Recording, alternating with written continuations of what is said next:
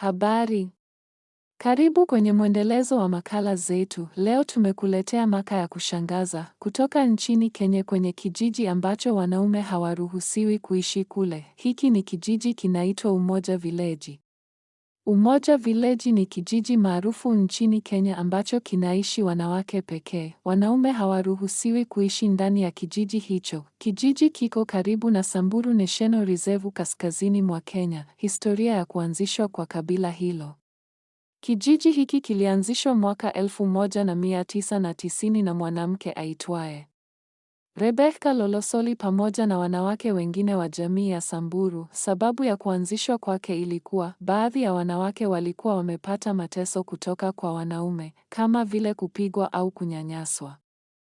Wengine walikuwa wamekataliwa na familia zao, wengine walikuwa waathirika wa ubakaji uliofanywa na wanajeshi wa kigeni waliokuwa katika eneo hilo miaka ya zamani. Kwa hiyo waliamua kuanzisha kijiji ambacho wanawake wanaweza kuishi salama, kujitegemea kiuchumi, kulea watoto wao bila mateso. Maisha ndani ya kijiji. Ndani ya Umoja Village, wanawake wanajenga nyumba zao za jadi, wanatengeneza vito vya shanga na kazi za mikono na kuwauzia watalii, wanalea watoto wao pamoja kama jamii.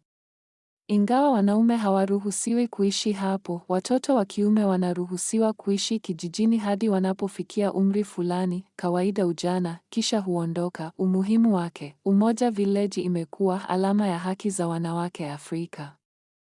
Kivutio cha watalii kutoka duniani kote, mfano wa jinsi wanawake wanaweza kujitegemea na kujilinda. Katika kijiji cha hiki, wanaume hawaruhusiwi kuishi ndani ya kijiji, lakini hilo halimaanishi wanawake hawawasiliani kabisa na wanaume. Je, wanapataje watoto? Wanawake wa kijiji hicho hupata watoto kwa njia kadhaa. Mahusiano na wanaume nje ya kijiji. Baadhi ya wanawake wanaweza kuwa na mahusiano ya muda na wanaume kutoka vijiji vingine vya jamii ya Samburu.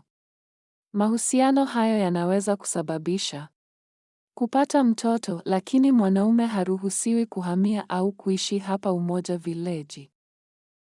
Wanawake waliokuja tayari na watoto. Wanawake wengi wanaokuja kuishi hapo tayari wana watoto kutoka ndoa au mahusiano ya zamani. Watoto wote hulelewa kwa pamoja na wanawake wa kijiji.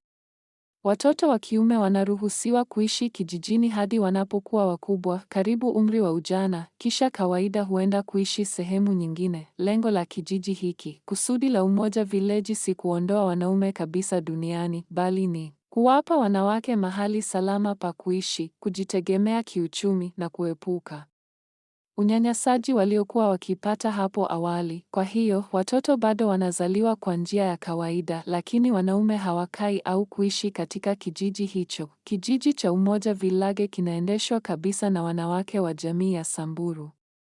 Maisha yao ya kila siku yanafuata mpangilio wa kazi, malezi ya watoto na biashara ndogo ndogo. Asubuhi mapema wanawake huamka mapema sana, karibu saa 11 au 12 alfajiri, hufagia kijiji na kusafisha nyumba za jadi.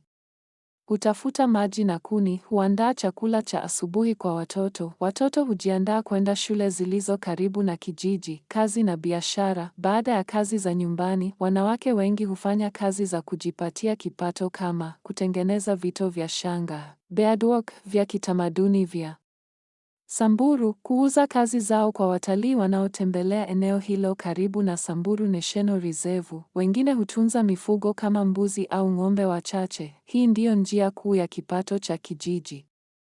Malezi ya watoto. Watoto katika kijiji hicho hulelewa kwa pamoja kama familia kubwa. Wanawake wote hushirikiana kuwalea na kuwafundisha mila za jamii ya Samburu. Elimu ya shule pia huhimizwa sana. Mikutano ya kijiji.